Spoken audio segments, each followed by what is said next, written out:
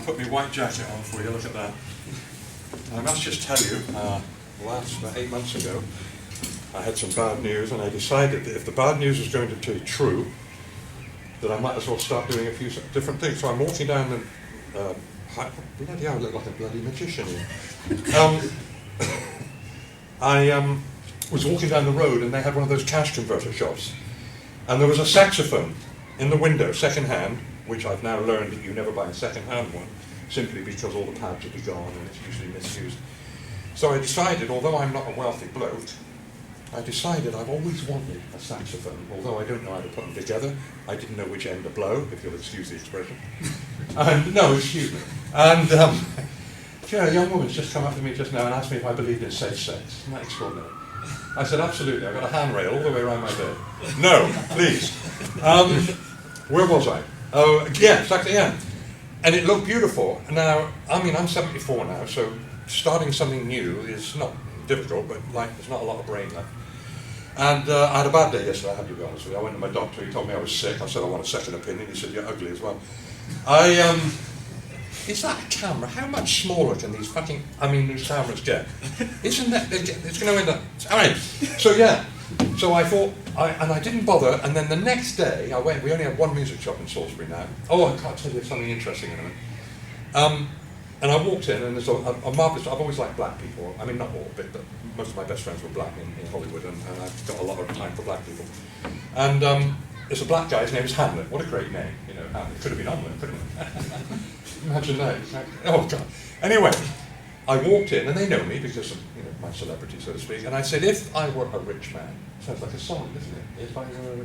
If I were a rich man, and I wanted to buy a saxophone, which one would you suggest? And he said, oh, without question, the gold-plated Yamaha tenor sax. The tenor is not the biggest, I found out. I mean, there's alto, then there's something else, then there's a tenor, then there's a really big one. Anyway, I said, how much is it? He said, it's about £1,000. Now, I was living with my mum at the moment. She died 8 weeks ago. No need to be sad. I mean, she was 96 and she'd broken all her bones. Well, actually, I broke them, but no.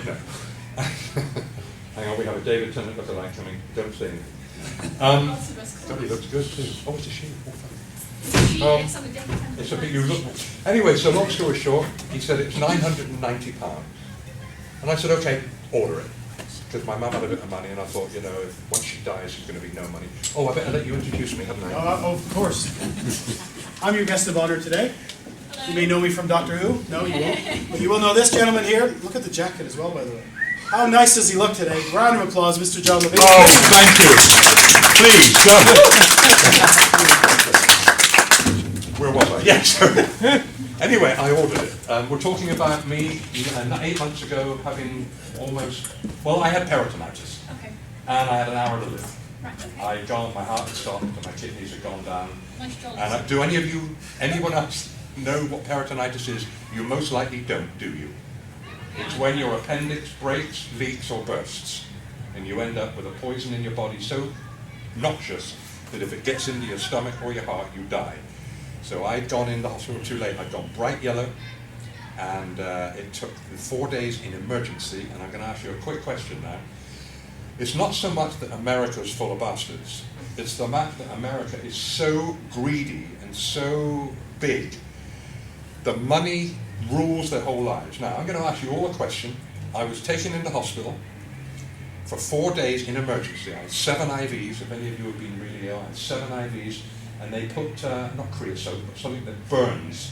And it burns going through all your veins. It's an absolute nightmare. So long story short, I had 4 days in an emergency hospital on Sunset Boulevard. I lived in Burbank in Hollywood for 22 years with my darling wife. What do you think the bill from the hospital was for 4 days in a thing? Just give me a $200K. Easily $200K. Well, okay, it was $89,600. $89,000 in a hospital. I hate living. I'm so glad to be back in England. Oh, I love England so much. Okay, do you have any questions? Oh, my saxophone. So he said it's about £980. And I thought, I can just get that, because a common opinion, we don't make much money. People like me now have been retired. I don't get any acting work now. I mean, I get a pension of £80 a week.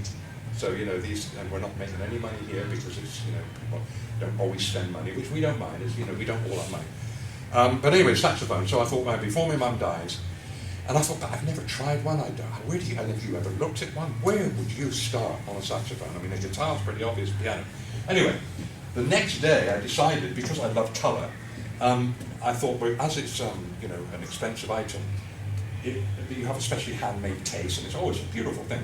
And I wanted either royal blue or royal red from silk inside, because saxophone looks great, a gold saxophone against silk.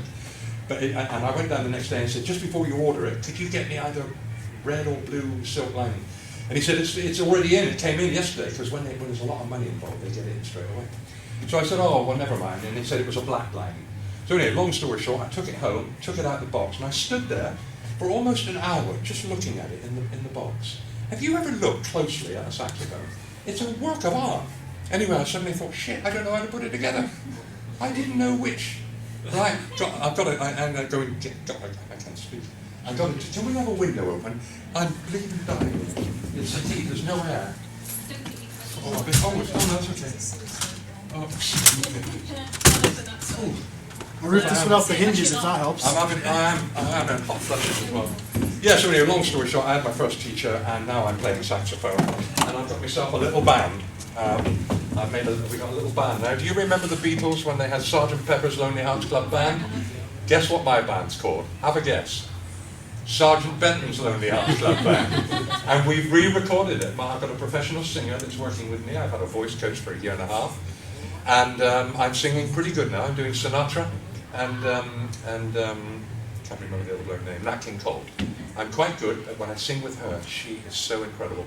And she plays an alto sax, so you should hear us doing a sax duet. I couldn't believe it was me. Is that on? Yeah. Oh yes, so I mustn't swear too much. Well, you don't want people to know I've got a fucking foul mouth, do you? No, oh sorry, there's a young, listen, oh you know all the words, don't you? We kid ourselves, oh there's a little, but you know all the bloody words. He's a Peter Capaldi cosplayer, he knows all the words. I was meant to meet him last week. What's your first name, young man? Ashley. Ashley. I met Ashley Banjo. There's only two Ashleys I know, that's you and Ashley Banjo. I forgot what I was saying. Yeah, Peter Capaldi. He was dying to meet me because he loved unit, you see, and because he's met Katie Manning already. And I can't believe we're all so old now. I was with Debbie Watling the other day. All of us, I'm 74. John would have been what? John Pertwee would have been about 150 or whatever. Have you seen the picture of his son? Looks exactly like him. Now, you know I babysat. You know John and I were real close, right? And of course, back in those days, we didn't have the problem with paedophilia and what the fuck has happened to this world? This is out of control. I've got to tell you one extraordinary thing, and it could only happen to me. I say that because I've had an extraordinary life. I live in Salisbury. I was in Hollywood for 21 years, married, lost my wife. My mum died 8 weeks ago, actually 9 weeks ago, so I've actually got a house, although it took my whole life savings to buy my brother out, so although I've got a house, I've actually got no bloody money to run it, but things will change. Anyway, I've got to tell you this because it's so extraordinary, even I can't believe it. I live in Salisbury, and I live in a little cul-de-sac. It's a meadow road. They put a motorway, so it's about 80 feet long, the road, and there's about 20 houses in there. Well, guess what one of the houses is, and you're going to know it instantly. The Ted Heath Prime Minister thing? No. The madam owned the whorehouse 5 doors from where I live. Get yourself a blue plaque. I couldn't believe it. I got home yesterday, 2 TV crews jumped out on me. Did I ever see Ted Heath walking up our road with young boys? Oh my God. Well, guess what? No, I bloody didn't. Like, I'm going to look out the curtain and see a Prime Minister walking down our road when he lived in a $2 million home down in Salisbury. Anyway, I'd led him on a goose chase. I told him I was Ted Heath's love child. And then, poor little fuckers, they grabbed hold of it and they said, really? I said, no, you pillock. You know, they were so desperate to get news, you know. Right, any questions? To a saxophone-playing Doctor Who actor. You've got to ask this. This is a Q&A. You bloody better ask me something. How long you been in Doctor Who? I was in it 7 years. 7 years. What, is that all? Any questions at all? Anything? Ashley, I want you to ask me because you've got a brain. I can see you're good looking. What do you want to know from me? Have you done any Well, actually, yes, I have. I did 25 movies. All of them were fabulous. No, no. The last one I did wasn't that popular. In fact, the premiere was in a photo map. No. I did a lot of what they call. I can't think of the word now. My brain is dying. God, blimey. Independent. You know, like fan movies. Yeah, and I ended up with a character. I did 5 movies in a trot. I was nearly in Titanic. I came second to be one of the leads in Titanic, which is so long ago now it's hardly valid. But the only other thing I nearly got, I was in Hollywood. I was too old when I got there. I didn't get to Hollywood until I was 48. And I fell in love with Jennifer. We were married for 21 years, and sadly it's all over now. But Hollywood is brutal. I mean, you think, if you want to try living on the moon, you go to Hollywood. It's the most hateful place on earth. I went there to earn money, and my God, the only thing is, when you do earn, my God, don't you earn. I went up for a part. There was a part going called The Raven, and it was a single part, and they wanted us. When I moved to Hollywood, I was, 59, 49. They wanted a 52-year-old Englishman with blue eyes, 6'2". Now, in England, most character actors can play almost anything. In America, there are so many actors, they can actually cast for, let's say, Dick Smith, a bank robber. And they can get it down, like, they'll have 80 people there that all look the same, and they go down to even down to the shape of an ear. In other words, like over here, they say, oh, you just put a beard on and a bit of costume, you can play anything you like. Anyway, I went for this part, and it was in Beverly Hills, which is always nice. I had an old Cadillac Coupe de Ville, you know the ones that are in all the Clint Eastwood movies, the long, sharp. It only cost me $500 second-hand. That's cars are real cheap over there. Anyway, I went to Beverly Hills, and my agent, it was a very small agent. I never managed to get a big agent. Hollywood is so difficult to crack. Anyway, I drive my Cadillac to Beverly Hills, and one thing I did enjoy about America was driving down Sunset Boulevard in my Cadillac as a little boy from Salisbury, Wiltshire. Who would have dreamed that I'd have been famous, and who would have dreamed that people like Tom Cruise would actually come up and say hello? And I said, Tom, I don't have time to just go away. You know, I don't have time, Tom. Go and make another Mission Impossible. No. And he does do all his own stunts, so you've got to give him credit. That one in the last movie when he jumped out of the building in Hong Kong on that rope, did you? Oh, yes. What? And actually did it as well. And actually, yeah. But how do you do that? I wouldn't do that now, and I'm not a star. I would refuse you've now. got to give him credit, so Yeah, he deserves all the money. What was the question? What was I talking About about? Hollywood. Hollywood, yeah. Sorry, give me the last bit again. You were in your Cadillac. Oh yeah. Oh no, it's all gone. This happens, by the way. My brain goes off. I went for the part. Over 280 English actors were there, because every time there's something in English, every man and his bloody dog is there. So I go in, and because it was called The Raven, the pure irony of the coincidence, 2 weeks before that, my brother had sent me a book about the possible kidnapping by the Germans back during the war of Queen Elizabeth and Princess Margaret, and it was called Operation Raven. So I've suddenly got a book from my brother called Operation Raven, sent from England. I'm going up for a part called The Raven. So I thought, if I get my black Savile Row, I've only got one black Savile Row overcoat, it's the one thing that makes me look absolutely fabulous. It's the only bit of it, it's fitted and it looks fabulous. And so I wore this black overcoat, and then other ironic thing is, my wife and I used to live just under the mountains in Burbank, and a raven had been killed by a fox, and I picked up a raven feather. So I'm walking into this audition in Beverly Hills with a black raven coat on, with a book in my pack called The Raven, and a raven feather from a raven that had been killed. And I thought, my God, my chances have got to be reasonable. Now, here's how strange Hollywood is. I didn't have a deep voice like this all the time. I had a bit of a chest problem years ago, and it kind of went deep, which I'm quite happy with. But anyway, I walked in, and the PA, producer's assistant, came up and said, can I have your name, please? Because you're just another piece of garbage walking in, and I had a lot of quite big names there. And I said, John Levene. She said, is that Levene or I? I said, Levene. And she said, you've come to the part of the Raven. And I said, yes, indeed. She said, oh my God, your voice. Now, Americans love our accents, and so they bloody should. You imagine waking up and being an American. What a fucking nightmare that would be. Imagine saying, hi, yo. Oh, God, I hated them. Anyway, I go in, and the PA looked at me. She wasn't being flirtatious. She said, oh, by God, you've got it. Oh, your voice. And your blue eyes. The one thing I used to trade on with my pretty blue eyes I got from my mum. To which point I used to sit opposite a window every audition I went to because the light would make my eyes blue. This was back in the days when colour television was new and mainly only blue-eyed actors got parts, which is why Douglas Camfield gave me Sergeant Benton, because I did the first colour exercise when BBC went over to colour. So anyway, suddenly this PA is saying, my God, you've got it. You've got the voice. You're the first one that's walked in here without an attitude, because I've never had any vanity or ego to fulfill.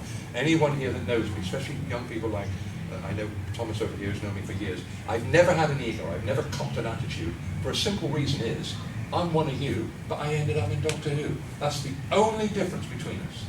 I'm exactly the same as you. You get up in the morning, you have a pee, you eat your breakfast, and you live your life. Nice life, having been in... Anyway, so, she said, oh, you've got it.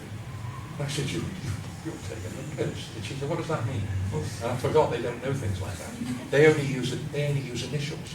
Like, if you know over here, we say, oh, that's bullshit. They say, oh, that's BS. They can't even swear properly.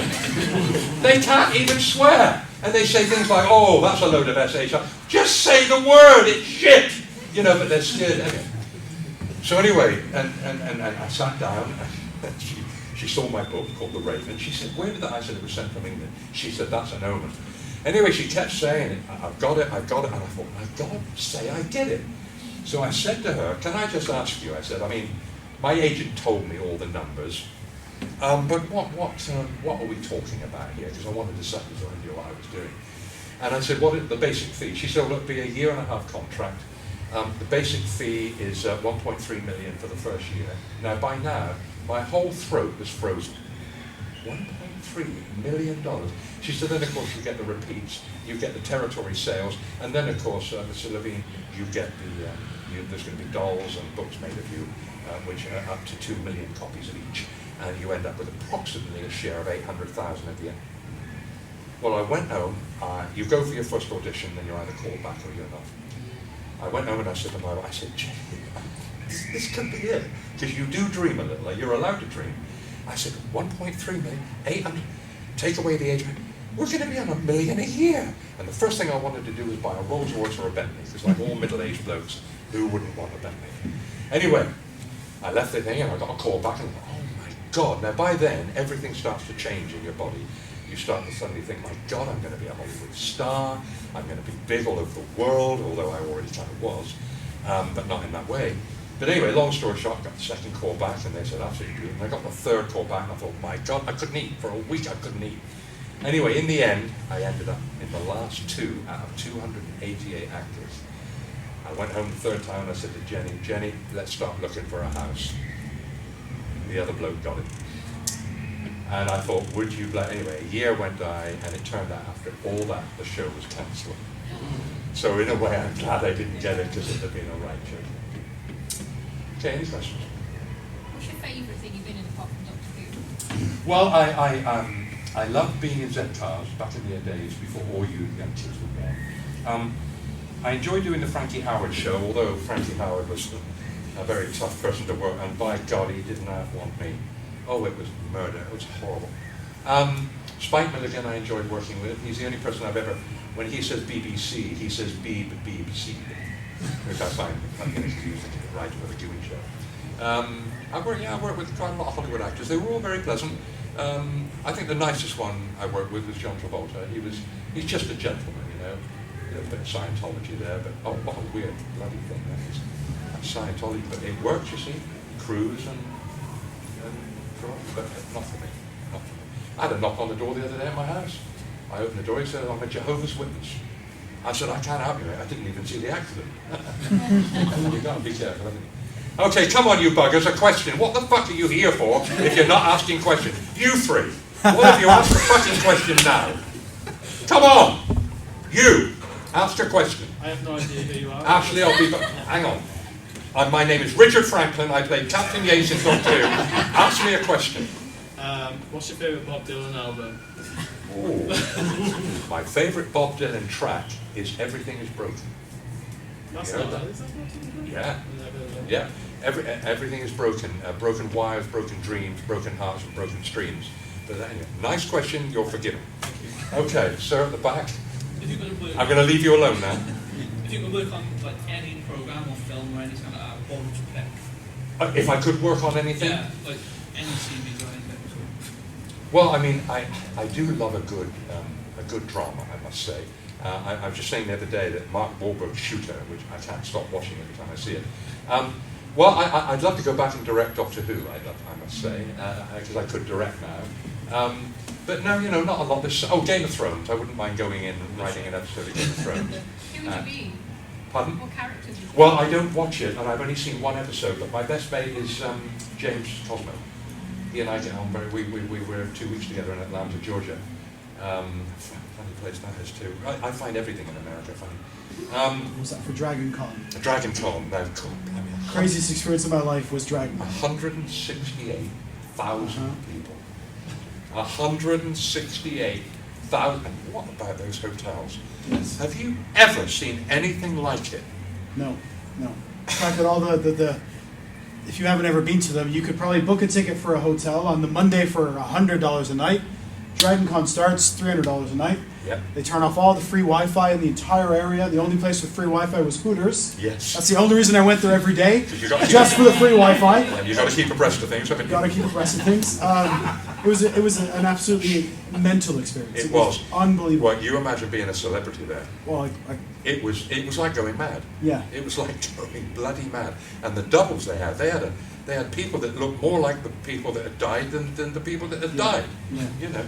Funny enough, I went to a bar the other night and said to the bar would get me a double. He left the bar and came out with a man that looked exactly like me.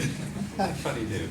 Yeah, so yeah, Game of Thrones would be nice. I had a picture taken on the throne, not this one, but the real one a couple of months ago. And I was rather hoping that James would pass it on to the director, but you know, things don't work like that. But I've just joined Equity again after being out of it for 40 years. I'm working on the assumption that I'm still healthy and walking, and that the trouble is getting an agent. Getting an agent is almost impossible, even when you're a name.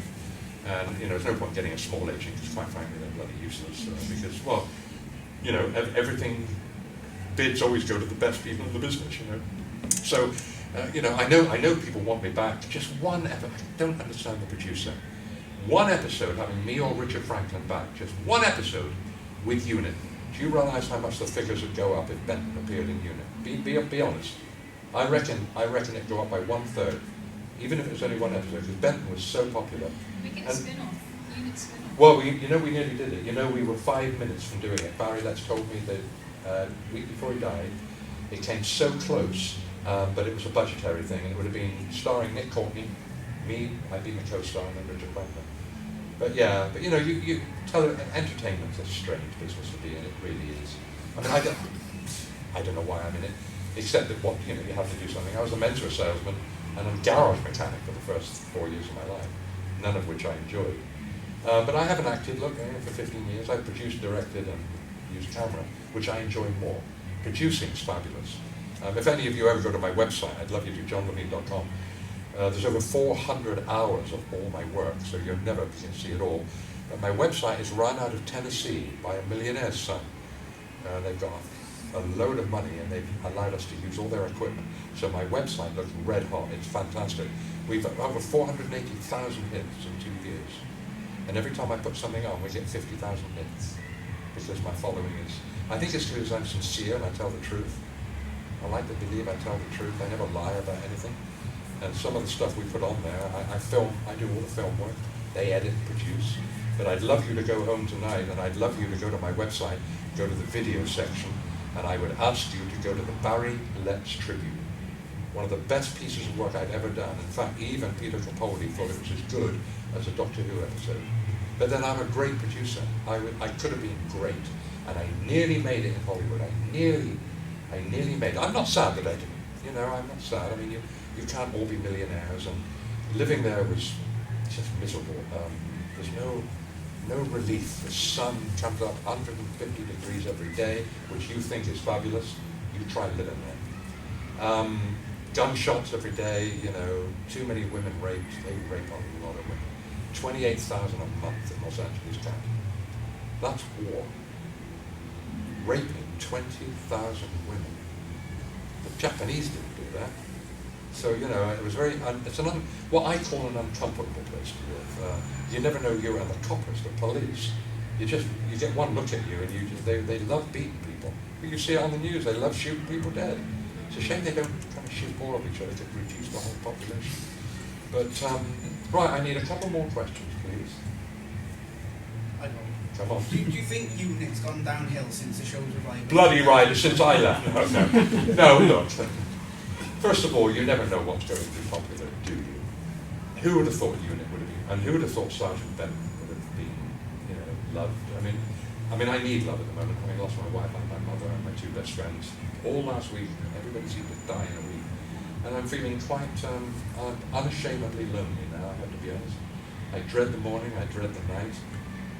I don't have any companions. I'd like a companionship again. I don't want to get married again, that's for sure. But life, and there's a lot of me about. You think how many divorcees and widow or widowers, you multiply me by 100,000. There's a lot of lonely people. All these old men. I mean, it's only that I'm a celebrity that I don't look like an old man. But I get up in the morning and I think, what the fuck am I going to do today? So I do the gun, I do my saxophone, then I cry over the loss of my wife. And then I think, well, why am I crying after 5 years? Well, it's because I still love her. And then she's with someone else, and then your heart breaks. And when you lose love, it's like a window in your heart. You just walk around like a transparent human being. And yet, I help everyone else. A couple of my friends have had some real bad times. I crack jokes all the time and make everyone else happy, but it's the old thing. The little clown inside is quite sad, but it'll all change. Everything changes. It's like when my dad died, he was burned to death, he was bomb disposal. And he died on Salisbury Plain, Boston Down, and he was doing high flash magnesium from the American bombs that they were dropping on Vietnam. This was back in 1976. I was doing a show down at Thames Television next to Benny Hill. I met Benny Hill that day, called Rivals of Sherlock Holmes. Nothing to do with the new one. And I was in the green room, and I turned on the television, and news came on. This horrendous accident. Boston Down, the secret air base on Salisbury Plain, 2 men blown up by high flash magnesium, 1 critical, another burning alive. And I thought, my God, my dad and my brother and my mother worked at Boston Down. I must ask them, because I was in London, we were in Salisbury. Anyway, I got back in the green room, the phone rang, it was my brother, and he said, his dad, he's the one that's been blown up and burned. Now the irony of it is, back in 1958, when I were a young lad of 17, I wasn't very good with women.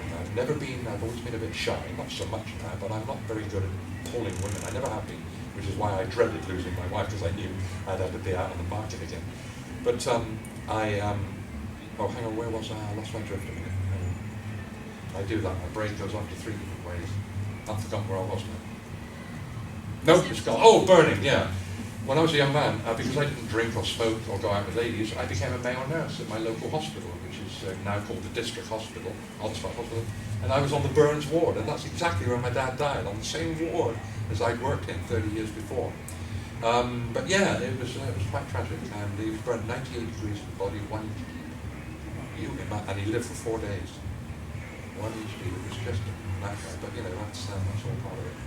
So yeah, life goes on, and a bit of yin and yang, isn't it? One day's good, another day's bad. But, and of course, I must say the summer, isn't it a shame the summer's come and gone? Because it's gone now, don't you?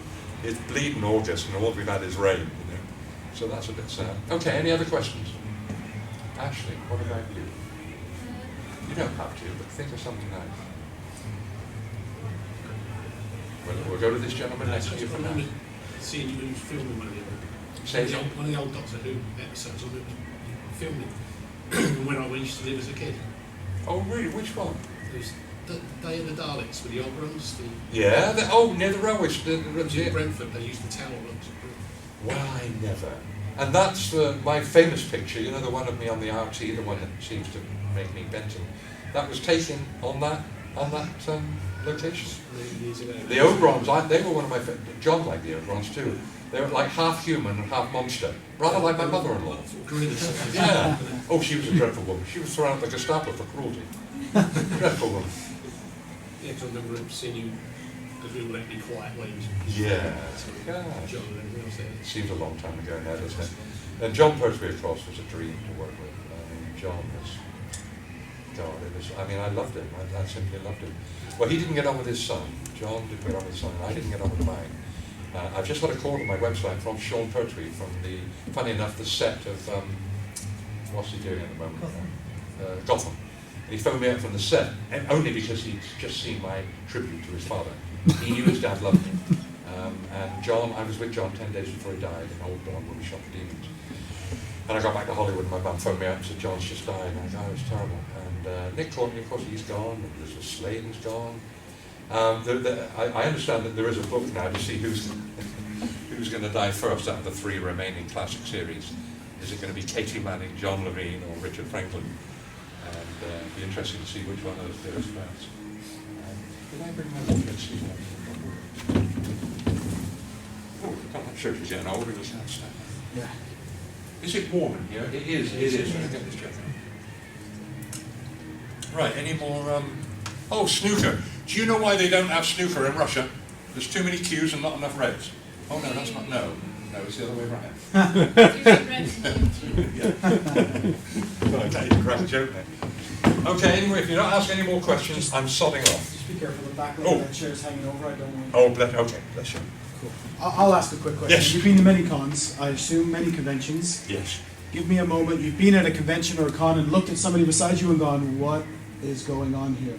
Or a moment where you just had that internalized thought of, "This is my life. This is what I do." Oh well, yeah, we get moments of I that. imagine you've had hundreds of them. But, you know, Well, just yeah, one. well, you do. I mean, the thing is, I put myself out to be criticised and brought down. I mean, people like me that speak out, you're always going to, whistle. I'm not a whistleblower, but, people that speak the truth are generally disliked. Mm-hmm. And in fact, no names, no pack drill, but I've had several messages lately about people, big names in Doctor Who, that have turned out to be real bastards. And I think to myself, why would you be a bastard? All you have to do is be nice, a little bit of a brain, and just be nice to people. You're the ones that made us famous. Mind you, John Pertwee told me that. I've always been good with fans. That's my trademark. Why? Because you're the ones that did it. You're the ones that watch us. You're the ones that come up and make me feel good. And so, you've got to put it down to the fans. But no, you get moments like, that's why I don't like mass panels. I can't bear them. Right. Because you sit here, if there were 4 of us here now, you sit there like a plonker. And especially if you get someone that's really loud or arrogant, of which there are some, and you just think, oh God, what am I doing here? And it's not that I want to be on my own, it's just that I can't bear to, if you're on a panel for an hour and you're sitting there for 55 minutes with nothing to do, Yeah. I think it makes you look stupid. So I will never do a mass panel again. And thank you for understanding that and not forcing me to do it. Thank you for coming and being willing to do one. It's Well, I love it, I do enjoy it.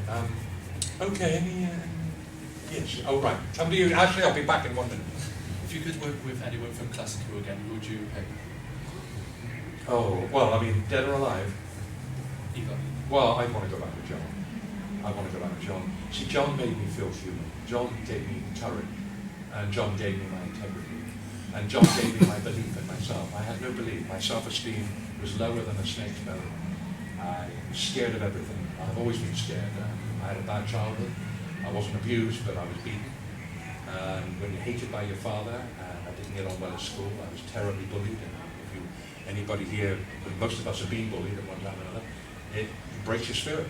And that's why I don't give a fuck now. I'm 74 years old, I've been a good man, I've not done anyone down. And I was thinking the other day, I've got no illegitimate children, I've never abused a woman, I've never done any of the bad things, and I'm very happy about that. I like the footprint I've left behind, I like being a good man. And, you make your choice. You make your choice. You're either going to live your life quite decently as a basic Christian or you're not. And I decided I'd like to do it the nice way. And it's paid off because I get people like yourself. This lovely man brought me a lovely gift today. I've never had 3,000 quid in cash before, but it's very nice. Ashley, what was your question, my love? Out of all of the doctors in Doctor Who, which one is your favourite? Well, it's got to be John Pertwee, not just because I think he was the best Doctor. Having said that, David Tennant was brilliant. Chris Eccleston was fantastic, but obviously he had problems with the studio. I'm not going to say who I didn't think worked, but there were some doctors I thought were just terrible. But then I would, because I worked with the best. You're among friends here. How about that before? And I almost, no. I don't dislike any of them. There's just some, sometimes personality gets in people's way. But no, I think John Pertwee, David Tennant, and Peter Capaldi, give him a chance. I mean, you've had, 12 or 13 doctors. I was with Sylvester McCoy the other day. I mean, we always get on well together because he's such a laugh. But yeah, it would be John again. And a lot of people think Benton may have been the Doctor at the end. Some people wanted Benton to have been the Doctor when John died, which would have been a great storyline, but I'm not a leading man, so there's a difference between being a leading man and a support actor. A leading man has to shoulder the entire responsibility of the show, whereas people like me get away with just being slightly famous. But I have to tell you, I did enjoy it. Getting up in the morning, I don't know if you know, but I don't even have a car today, only because I can't afford one. But back in those days, I was married with 2 children, lived in Putney. My next door neighbour, this will impress you, was Anthony Hopkins, before he became really famous, before he got When 8 Bells Toll by Alistair MacLean. And he and I were real close. Now, he was married to John Pertwee's best friend's daughter, Eric Barker, from the radio series and all that stuff. And he was very unhappily married, as indeed I was. Not my second marriage, I was very happily married there. But it was interesting. Tony Hopkins, he thought I was one of the best actors he'd ever met. And yet, my lack of self-esteem and lack of belief in myself, until John Pertwee came into my life, and Pat Trout, he was very helpful too. Tony Hopkins tried to get me in every movie he did because he thought I was that good. Now, isn't it interesting? Tony Hopkins thought I was brilliant. And all through Doctor Who, I thought I was awful. One day, Barry Letts came up and said, John, you've got to stop apologising. And all I was apologising for was the fear of letting the others down. That nightmare of walking. Let me give you one fabulous story. When an actor dies, if you're on stage, it's bloody murder. That's why they call it dying. It's fucking terrible. It's worse than death. We had one big episode, I can't remember which story it was, but I don't remember what the monster was, but I had one scene in one episode, and one line is more difficult to do than a whole page, because with the whole page you have a beginning, a middle, and an end. So you come in and say, oh, hello, Doctor, I saw the Ogrons down, I was driving Betsy, and my God, and they fired it, and you know, the words, is like when you tell your mum what you did at school today, it comes out quite easily. But when you've only got one line, you over-rehearse it. And my one line was this. I had to go in and say, there's a gentleman outside called Mr. Carrie Woodward wants to see you. No. It was, whatever story it was, I had to come in and say, excuse me, doctor, there's a call for you. And his line was, who is it, Ben? And I was meant to say, he wouldn't say, so he wouldn't give his name, doctor. Now, when you try as an actor, there's only two things you say. You either say, oh, fuck, or Jesus Christ, right? So, of course, I go in. Now, remember, when you were in a studio, we had all the politicians. They used to have viewing rooms, and we had MPs, even Margaret Thatcher, I think, came once. And they used to watch. And some days, the tension was quite tough, because you knew there would be no retakes. Because once 10 o'clock came, Doctor Who's set was struck, and Z-Cars or Softly Softly was brought in, and no messing around. So anyway, I had this one line, and when you have one line, you go over it like, excuse me, doctor. Now, you're waiting behind the scenes, and the PA, producer's assistant, comes up and says, whoever you are, like even John Pertwee, stand by John, there's a scene 3 where you and Katie go into the TARDIS. So in my case, it was stand by John, this is where you walk in with the laboratory and tell the doctor there's a phone call. Well, this is John, this is why I love John so much. I walked in, let me just tell you exactly how it was. It was a big set, I remember. I walked in with my usual confidence, my usual kind of gusto. Excuse me, doctor, there's a call for you. Who is it, Benton? He's doing one of, who is it, Benton? And I couldn't remember the last line. I said, oh, Jesus Christ. He said, just put him through. The quickest ad-lib I've ever heard. And the studio couldn't get back to work for the laughter of John's line.